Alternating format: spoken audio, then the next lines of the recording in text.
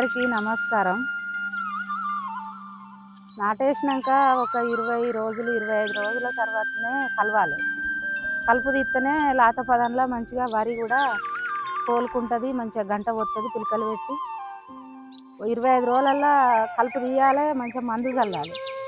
చల్లితే మంచిగా కోలుకుంటుంది. ఏదన్నా రోగం పురుగు ఏదన్నా ఉన్నా కూడా మనం చేయితోటి కలుపుతాం కాబట్టి పోతుంది మన చేయి దాకి.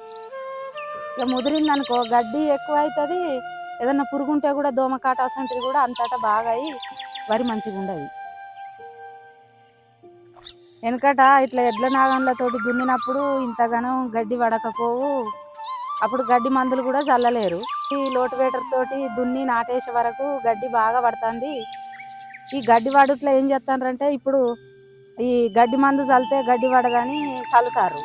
ఈ గడ్డి మందుతోటి కూడా ఈ వరి మంచిగా అత్తలేదు.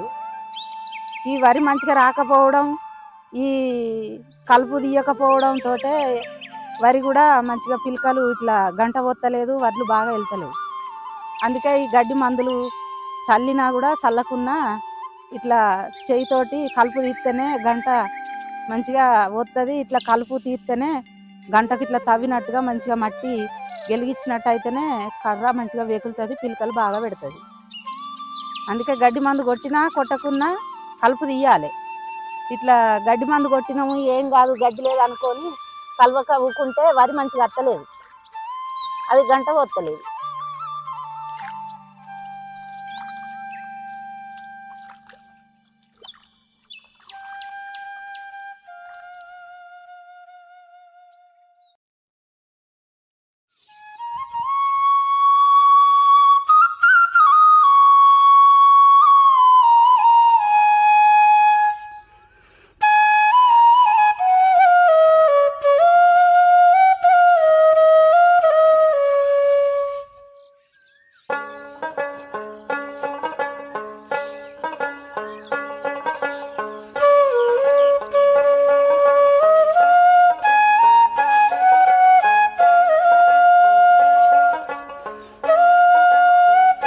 ఇట్లా ఈ గడ్డి కూడా కలిసిన గడ్డి ఇట్లా బయటికి వారేయద్దు. ఇది కూడా ఇట్లా మలిసి ఇట్లా ఇంట్లో దొక్కితే ఇది కూడా మురిగి ఇంట్లో జవ అవుతుంది.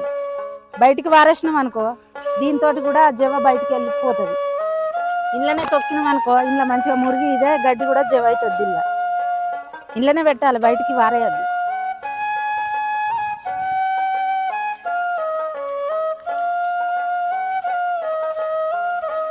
వంగి సుత్తే వరకు కలప అన్నట్టు మీదికి చూస్తే గడ్డి కనబడదు, కానీ వంగి సుత్తనే కనబడుతుంది. ఈ ఒక ఆరుగురిని తీసుకొచ్చినాము, ఇలా పొద్దంతా కలిసినాము. ఒక్క మాడి ఆరుగురం ఇంకా కలుపు కాలే, అయినా ఇంకా 2-3 నెలలంతా మిగిలింది కూడా అంత గడ్డి పడ్డది.